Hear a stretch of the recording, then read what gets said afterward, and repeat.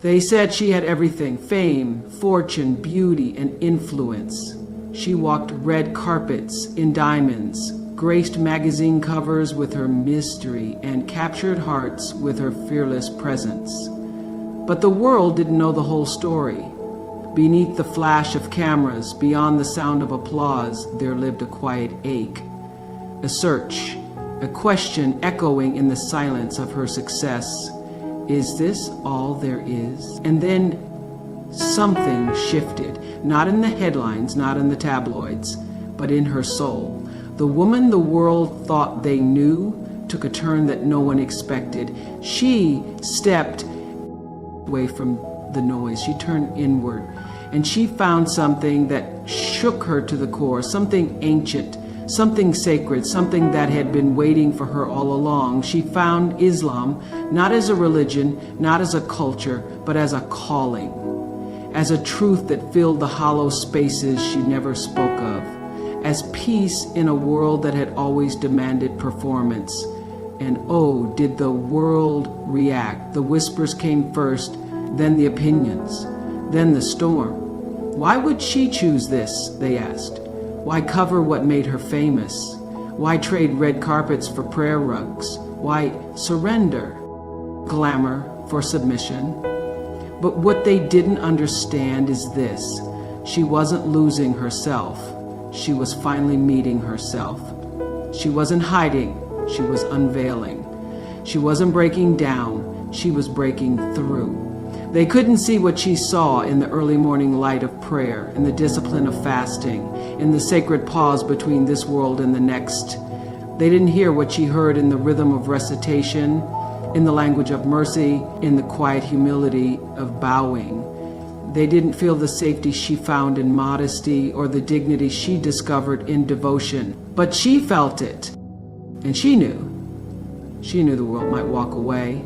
She knew the price of her truth. But she also knew that this peace, this real, anchoring, breath-giving peace, was not for sale.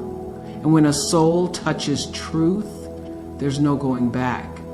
She began to walk differently, not in fear, but in strength, not to be seen, but to see.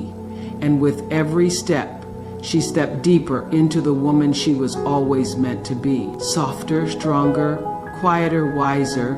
Her voice changed, her message shifted, her work became more human, more heartfelt, more just, because when you truly find God, you can't help but serve His creation. And though the world labeled her shocking, she smiled, not out of rebellion, but out of release. Out of gratitude for a clarity she never imagined possible. For the first time in her life, she wasn't performing, she was praying. She wasn't acting, she was aligning. She wasn't trying to be someone else. She was returning to who she had always been, under the layers of expectation. And that is the real shock. Not that someone changed, but that someone with everything dared to walk away from it all for something deeper, truer, eternal. You see, this isn't just about a celebrity. This is about courage. This is about listening to the voice inside you when the world tries to drown it out. This is about the sacred right to begin again, to choose your own path, to find light even when everyone else is looking the other way. So let them be shocked, because sometimes the most shocking thing a person can do is choose peace. The breaking of old labels, they had always put her in boxes. Movie star, rebel, humanitarian, femme fatale. Every title, every headline, every interview tried to define her, to explain her to a world that wanted to consume her brilliance without understanding the soul behind it. From her youth, she had been marked by expectations. Some she met, some she shattered, but none of them ever truly captured who she was. They saw her as a symbol, not as a seeker. And when she made the choice that would redefine her spirit and her identity, the world didn't know what to do with her anymore. It wasn't just that she embraced a new faith. It was that she tore away the veil of labels that had been wrapped around her for decades. The woman they thought they knew made a choice rooted in conviction, in clarity, in purpose. And suddenly, none of the old categories applied. The image of her they had built, painted, and praised began to dissolve. The world struggled to reconcile the woman they had admired on screens and stages with the woman who now bowed in prayer. And in that dissonance, in that confusion, the truth was revealed. They had never really seen her. They had only seen the version they were comfortable with. But she had grown tired of being everyone else's projection. She no longer needed to be adored, applauded, or accepted. She needed to be authentic. Her decision to walk the path of Malabet Madislam was an act of rebellion. It was an act of reclamation. She wasn't throwing her past away. She was reclaiming her soul from the hands of others. She was saying, you don't get to tell my story anymore. I will tell it myself on my terms. And with that choice, the labels began to fall one by one. She wasn't here to be what the world wanted. She was here to be what she was created for. And in doing so, she gave others the courage to do the same. People who had long hidden behind fear, behind doubt, behind cultural judgment, looked at her and saw possibility, not because she was perfect, but because she was honest, because she was brave enough to change in full view of a world that resists transformation. The truth is, it takes courage to change when you're under the spotlight. It takes strength to say, I'm more than what you've called me, and it takes grace to walk through the fire of judgment without losing the softness of faith. She did all of that, not to be praised, not to prove anything, but because something deeper inside her had awakened. And once awakened, the soul cannot go back to sleep. This wasn't about rejecting who she was. It was about rising into who she was always meant to be, not a symbol, not a spectacle, but a woman of substance, clarity, and truth. And in breaking the old labels, she became limitless, not because the world said so, but because she finally believed it herself. The beauty in surrender. There is a kind of strength that doesn't roar, it doesn't perform, it doesn't push, it simply lets go. And in that release, it finds something extraordinary. Peace. For her, the journey toward Islam was not marked by grand declarations or dramatic conversions. It was quiet, it was personal, it was sacred, and above all, it was a surrender. Not a loss of control, but a return to alignment. A return to something deeper than identity, deeper than achievement, deeper than the applause of the world. She wasn't giving up. She was finally giving in to the truth her heart had known for a long time but had never been given permission to embrace.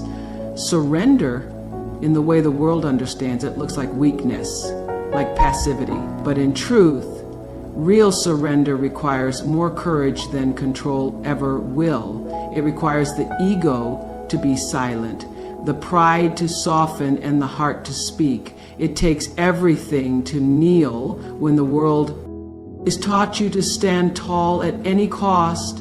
It takes everything to say, I don't know all the answers in a world that demands certainty. And it takes everything to trust the unseen, to believe in the sacred, to bow in submission, not because you are defeated, but because you are finally found. She had tasted everything the world said would satisfy, fame, fortune, admiration, but none of it ever quieted the ache. None of it made her feel whole. It wasn't until she surrendered to something higher than herself that she finally felt grounded. Prayer wasn't performance, it was presence. Modesty wasn't restriction, it was protection. And surrender wasn't a cage, it was the key. Every time she bowed in prayer, she was rising in purpose. Every time she let go of who she thought she had to be, she discovered who she truly was. The beauty of surrender is not in what you lose, It's in what you make room for: peace, clarity, mercy, direction.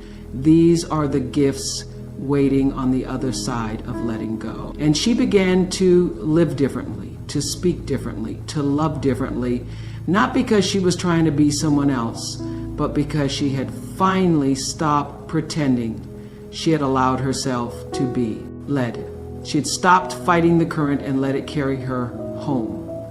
There's something breathtaking about a woman who knows where her strength really comes from, not from applause, not from status, but from divine connection, from stillness, from sacred submission. And in that surrender, she became more powerful than she had ever been, because she no longer needed to be in control. She trusted the one who was. The world saw what they didn't see was the peace. The unshakable, radiant, grounded peace that lives in someone who no longer needs to hustle for worth or chase after meaning. She had found it, not in doing more, but in being more. And in surrendering to something greater, she became greater, not in the eyes of the world, but in the eyes of the one who made her. And that, above all, is the most beautiful victory. Facing the backlash with grace. When she chose a new path, the world didn't respond with silence. It responded with noise. Loud, judgmental, relentless.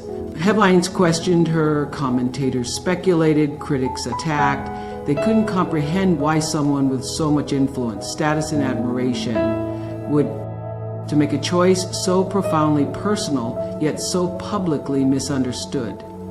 People who once praised her now turned their backs. The world that once applauded her freedom now questioned her autonomy. And through it all, she did not shout back, she did not justify, she did not bend. She faced the backlash with grace. There's a rare kind of strength in quiet resistance. It doesn't explode, it doesn't seek revenge, it simply stands. She stood with poise, not because it was easy, but because her peace was no longer up for negotiation. She understood something the world didn't.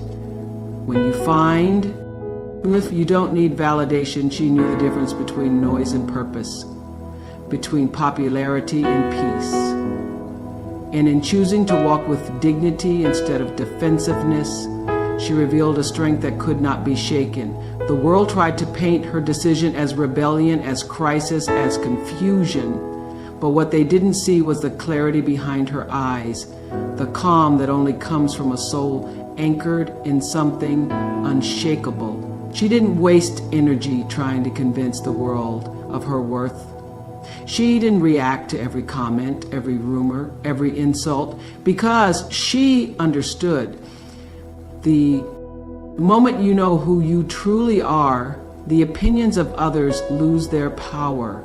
Her silence was not weakness, it was wisdom. It was restraint born of a heart that had surrendered to something greater than approval. And in that silence, she taught others how to respond to criticism with calm, with elegance, with unwavering conviction. She didn't need to prove herself because her faith had already affirmed her. Every word spoken against her became an opportunity to show what real patience looks like. Every attack became a stage on which grace performed. This wasn't about ignoring pain. It wasn't about pretending the hate didn't hurt. It did, but it didn't define her. It didn't break her. Because when a person walks in truth, they know where to place their pain. They know how to rise even when the world wants to see them fall. And she rose, not with vengeance, but with vision, not with bitterness, but with boundaries. She learned to separate her worth from their worth. People watched her and saw transformation, but the real miracle wasn't just in what she embraced, it was in how she held herself through the fire, with patience, with poise, with power. Rooted in surrender. That's what grace looks like. Not perfection, but peace in motion. And she carried that grace everywhere, from interviews to airports, from quiet prayer rooms to global stages. And so while the world threw stones, she built strength. While others questioned her, she deepened her truth. And while they tried to define her by her past, she stood firm in her present, with faith in her heart, light in her eyes, and grace in every step forward. Discovering the power of inner silence. In a world that never stops talking, where noise fills every moment, discovering the power of inner silence can feel like stumbling upon something sacred. For her, life had always been loud, on the screens, on the stages, in the headlines. The lights never dimmed, the questions never stopped, and the expectations followed her like shadows. But deep inside, there was always a whisper that the world couldn't hear, a gentle pull towards something quieter, more meaningful, more eternal. And when she embraced Islam, she finally answered that call. In the silence of her soul, she found her strength. It wasn't the speeches or the statements that transformed her. It was the stillness, the rhythm of her breath during prayer, the softness of the early morning when the world slept but her heart was wide awake. It was in those quiet moments when no one was watching that she felt most alive, most free, most seen, not by the world but by the one who created her. Inner silence is not emptiness, it is space. Space for reflection, for connection, for healing. And she learned to stop filling every moment with noise. She began to listen, not just to others, but to herself, to the voice that had been drowned out for too long. That voice, once faint, grew clearer with every act of surrender, every chapter of understanding, every prayer whispered in the language of the soul. This silence wasn't a withdrawal, it was an awakening. In it, she discovered that strength doesn't always look like speaking up. Sometimes it looks like sitting still, like being present, like choosing not to react to every opinion or defend every decision. She learned that not everything deserves her energy, not every moment needs her voice, and not every attack requires a response. Her peace became her power. The world measures power in volume, but she learned to measure it in calm. She became deeply intimate with the sacred pauses before dawn, in between movements of prayer, in the recitation of verses. There, in that space, she wasn't a celebrity, a headline, or a symbol. She was simply a servant, a seeker, a soul in dialogue with the divine. This new stillness gave her something she had never truly felt before: clarity. Clarity about who she was, why she was here, and where she was going. Her choices became more intentional, her words more meaningful, her life more aligned with purpose.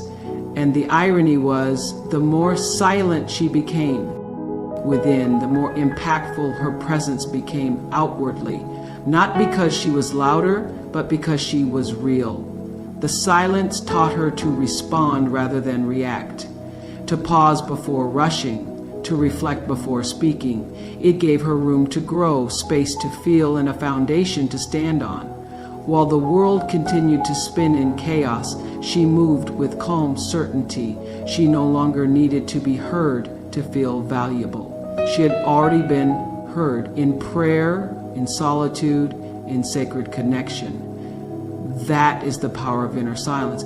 It doesn't shout. It doesn't demand attention. It simply is, and in that being, it transforms everything. It gave her peace that no applause could match, clarity that no spotlight could offer, and strength that no criticism could shake.